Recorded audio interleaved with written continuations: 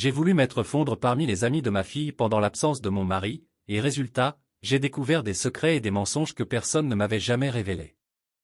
Lorsque mon mari, Jean, est parti travailler à l'étranger pour une année entière, je pensais que je tiendrais le coup, comme toujours. Nous étions mariés depuis plus de 20 ans et nous étions habitués à ces longues missions à l'étranger. Mais cette fois, quelque chose était différent, notre fille, Clotilde, venait d'entrer à l'université non loin de la maison, et celle-ci me paraissait vide, froide, presque étrangère. Pour combler le vide, j'ai commencé à inviter ses amis le week-end, regarder des films, cuisiner ensemble, rire jusqu'à en avoir mal au ventre. Elle me donnait l'impression d'être plus jeune, de respirer à nouveau. Parmi elles, il y avait Pierre, l'ami de Lilian, une des copines de ma fille. Il était calme, attentif, un peu plus âgé qu'elle, 22 ans peut-être. Au début, je voyais sa présence comme une aide amicale, une compagnie innocente. Puis vint cette soirée où il est revenu récupérer sa veste. Un geste banal, simple, mais qui a commencé à effacer les limites que je croyais inébranlables. Ce soir-là, quelque chose a changé, la solitude que j'avais apprise à tolérer s'est transformée en une tentation silencieuse, insidieuse. Les frontières de l'amitié ont commencé à se dissoudre, doucement, presque imperceptiblement. Un seul baiser avait suffi à ouvrir une brèche, mais bientôt, cette brèche est devenue un gouffre. Cette nuit, je ne pouvais plus l'effacer de ma mémoire. Je me répétais sans cesse, ce n'est qu'une erreur, mais le lendemain, le même scénario se répétait. Pierre commençait à trouver 1000 prétextes pour revenir, pour rester, pour partager des moments qui auraient dû rester innocents. Et moi, lentement, je cessais de prétendre résister. La solitude et la chaleur humaine se mêlaient, et chaque sourire, chaque geste, effaçait un peu plus la ligne que j'avais crue infranchissable. Quelques semaines plus tard, Clotilde rentra plus tôt de l'université. Elle surprit Pierre en train de partir et, pire encore, elle me vit. Mon cœur se figea. Je tentais d'improviser, de masquer ma culpabilité, de sourire pour cacher l'inavouable, mais je savais qu'il était trop tard. Dans un accès de panique, je la suppliai de ne rien dire à son père. Les mots se bousculaient, maladroits, mais elle secoua la tête. « Je vais tout dire, de toute façon, » murmura-t-elle. Là, une impulsion irréfléchie prit le dessus, dans un mélange de désespoir et de colère, je la menaçai d'arrêter de payer ses études. Le silence qui suivit fut lourd, pesant. Le lendemain matin, elle téléphona à Jean. 2 jours plus tard, il était là, au téléphone, sa voix froide et tranchante, « Je ne veux plus te voir à la maison. » Tout éclata comme un feu de forêt incontrôlable.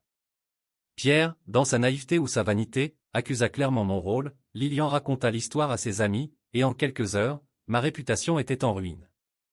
Chaque voisin qui me saluait avec un sourire gêné, chaque regard détourné, chaque chuchotement semblait répéter l'histoire que je tentais désespérément de cacher. Le monde que j'avais construit autour de moi, avec patience et respect, s'effondrait. La honte et la culpabilité étaient omniprésentes. Je marchais dans la maison vide, écoutant le silence pesant de chaque pièce, chaque souvenir trahi par mes propres choix.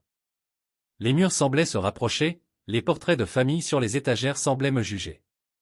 Chaque décision passée, chaque compromis avec ma solitude, chaque sourire innocent échangé avec Pierre se transformait maintenant en une condamnation silencieuse mais écrasante. Et au milieu de ce chaos, je compris quelque chose de terrible, ce n'était pas seulement ma relation avec Jean qui était brisée. C'était moi. Mon identité, ma dignité, mon rôle de mère et d'épouse, tout était en question. Et la leçon la plus cruelle, celle qui s'imprimait au fond de mon esprit, était que le secret que je croyais protégé, le plaisir fugace que j'avais choisi, devenait maintenant l'instrument de ma propre destruction. J'enferma les comptes communs sans un mot. Clotilde cessa complètement de me parler. Même ma sœur et son mari refusèrent de me laisser rester chez eux, me disant froidement que ma présence était inappropriée. La maison que j'avais partagée avec ma famille et mon mari depuis 20 ans me rejetait désormais, et j'étais seul face aux conséquences de mes actes. J'ai dû trouver un appartement minuscule, modeste, loin du confort que j'avais connu. Pour subvenir à mes besoins, j'ai pris un emploi dans une boutique, un travail simple, mais honnête, qui me permettait de respirer, de garder un semblant de normalité. Je pensais que, lentement, je pourrais reconstruire ma vie, même si elle était désormais tordue par le scandale et la honte. Puis vint un nouveau coup de poignard, Pierre avait filmé nos moments volés. Un ami m'envoya un screenshot. Mon sang se glaça en voyant que la vidéo circulait parmi ses amis. Je compris immédiatement que ce qui était privé était maintenant public. Quelques heures plus tard, Jean reçut le même enregistrement à son travail. Sa compagnie lança une enquête discrète, et il me fit clairement comprendre que tout contact avec lui devait cesser. Chaque tentative de dialogue avec Pierre sur le campus se termina par l'intervention de la sécurité. Le monde extérieur semblait se refermer sur moi, les regards de jugement, les murmures dans les couloirs, la peur constante que chaque mouvement soit surveillé. Quelques jours plus tard, un tribunal m'imposa une ordonnance temporaire de non-communication avec Pierre. La sensation d'isolement était totale. Mon univers, déjà réduit, se rétrécissait encore davantage. Dans ces moments, je me rendis compte que le scandale n'était pas seulement social. Il était intime, psychologique. Chaque interaction que j'avais eue, chaque sourire échangé avec Pierre, chaque instant de faiblesse était désormais une arme pointée contre moi. Les gens autour de moi ne voyaient pas la complexité de ma solitude, ils ne voyaient que la trahison et la morale brisée. Et pourtant, malgré tout, un étrange calme s'installa en moi. Je n'avais plus de repères familiers, plus de soutien immédiat, mais je compris que je devais reconstruire ma vie à partir de zéro, seul. Chaque pas dans ce nouvel appartement, chaque vêtement lavé et chaque client servi à la boutique devenait un petit acte de réappropriation de moi-même.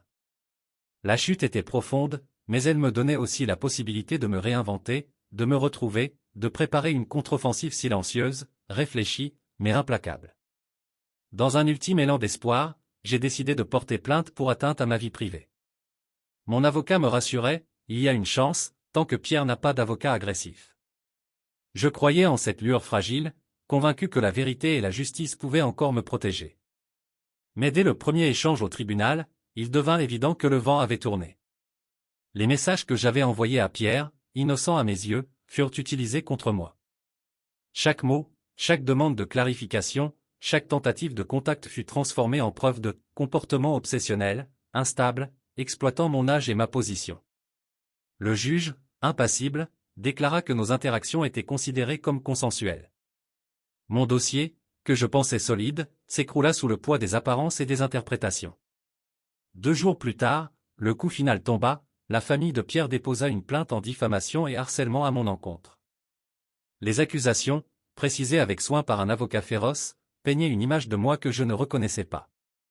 Le monde entier semblait se retourner contre moi. Chaque ami potentiel, chaque soutien, chaque visage familier se faisait silencieux ou distant, craignant d'être mêlé à ce scandale. Jean, voyant le désastre s'aggraver, accéléra notre divorce. La maison, la voiture, les économies communes, tout lui revint. Je me retrouvai seul, réduit à un minimum de ressources, humilié, et le cœur chargé de honte et de colère. Mes tentatives de me défendre, mes espoirs de réhabilitation sociale, tout semblait dérisoire. J'avais perdu non seulement mon confort matériel, mais aussi ma dignité et la confiance en moi que j'avais mise des décennies à construire. Et pourtant, malgré ce vertige, une petite flamme subsistait.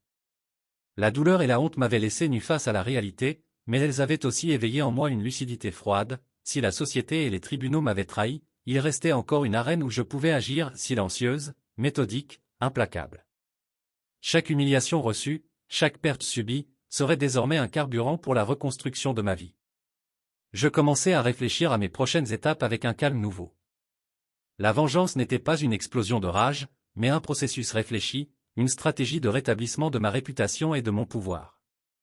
Je savais qu'il fallait planifier chaque mouvement avec précision, accumuler des preuves, observer mes ennemis, comprendre leurs failles. La chute avait été douloureuse, mais elle était aussi l'occasion de préparer un contre-coup inattendu, méthodique et irréfutable.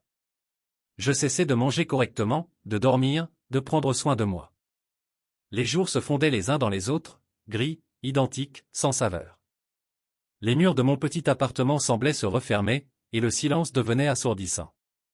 Chaque matin, je me réveillais avec cette même pensée lancinante, à quoi bon? Une nuit, je pris trop de comprimés. Je ne sais même plus si c'était un geste réfléchi ou un simple abandon. J'ai ouvert les yeux dans une chambre d'hôpital, la lumière blanche m'aveuglant. À côté du lit, Clotilde était là. Elle ne resta pas longtemps. Son regard, froid et blessé, valait plus que 1000 reproches. « Repose-toi, maman » murmura-t-elle avant de partir. Je ne l'ai plus revue depuis. De retour chez moi, si tant est qu'on puisse appeler cela chez moi, j'ai compris que plus rien ne m'attendait. Jean s'était remarié, Clotilde avait changé d'université pour fuir le scandale, mes anciens amis avaient disparu dans le brouillard du silence. Même ceux qui m'avaient promis leur soutien avaient cessé d'appeler. J'étais devenu une ombre, un souvenir embarrassant que l'on préfère effacer. Je vis désormais dans une petite chambre louée chez une ancienne connaissance, une femme discrète qui ne pose pas de questions. Chaque jour, je prends le bus jusqu'à la boutique où je travaille, range les vêtements, souris aux clients qui ne me reconnaissent pas toujours, mais parfois, je surprends un regard, un air de pitié, ou pire, de jugement. La rumeur m'a précédé. Dans cette ville, les histoires voyagent plus vite que la vérité.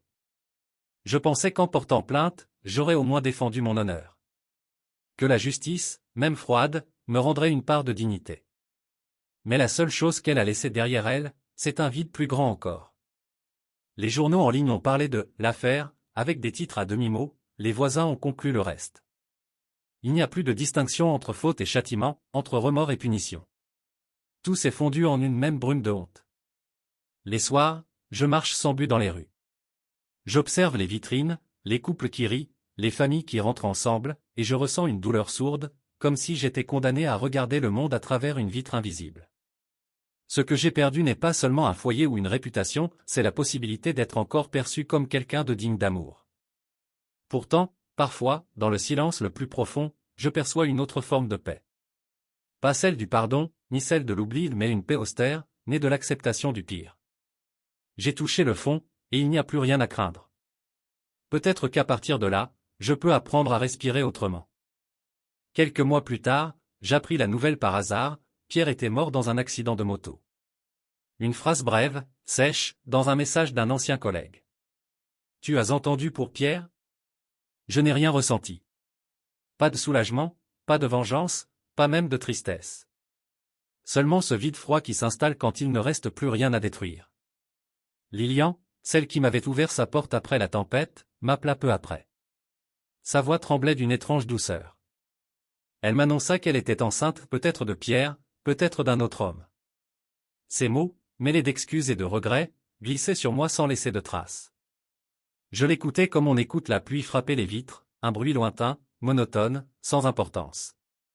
Je crus même entendre dans son hésitation une demande de pardon, mais il n'y avait plus rien à pardonner. Ni elle, ni moi, ni lui ne pouvions racheter ce qui avait été détruit. Parfois, je passe en voiture devant l'ancienne maison. Les volets sont peints d'une autre couleur maintenant, le jardin semble mieux entretenu. À travers les fenêtres, on devine la lumière, des silhouettes, des rires étouffés. Il m'arrive de croire que j'entends la voix de Clotilde, un éclat bref, familier, comme une mémoire qui refuse de mourir. Je reste là, moteur éteint, regardant à distance la vie qui fut autrefois la mienne. Je ne cherche plus à justifier quoi que ce soit. J'ai voulu me sentir jeune à nouveau, j'ai voulu tromper le temps, me persuader qu'il restait encore quelque chose à vivre autrement. Mais le prix a été plus lourd que je ne l'aurais jamais imaginé. L'ironie finale, c'est que je suis devenu invisible, non pas rejeté, non pas haï, simplement effacé. Il n'y a pas de cri, pas de vengeance, pas même de leçon claire. Seulement ce constat simple et silencieux, quand on trahit l'amour pour fuir la solitude, on finit par épouser cette solitude pour toujours. Je vis encore, je respire, je travaille, mais chaque soir, en éteignant la lumière, je sens ce vide se pencher sur moi comme une ombre familière. Et parfois, dans le noir, je murmure le nom de ceux que j'ai perdus, pas pour les faire revenir, mais pour me rappeler que j'ai existé, un jour, parmi eux.